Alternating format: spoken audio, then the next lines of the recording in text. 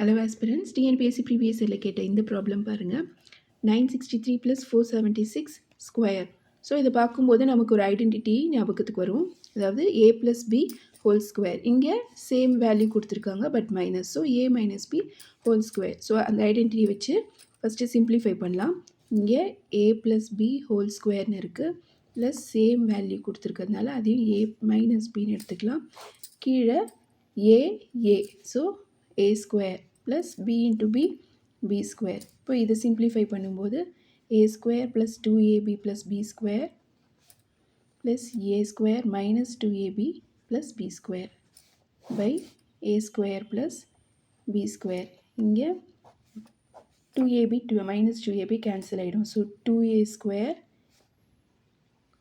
Plus 2b square by a square plus b square.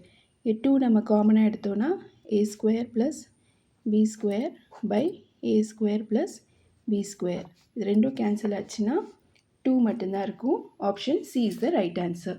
Thank you for வாட்சிங். Subscribe for more videos.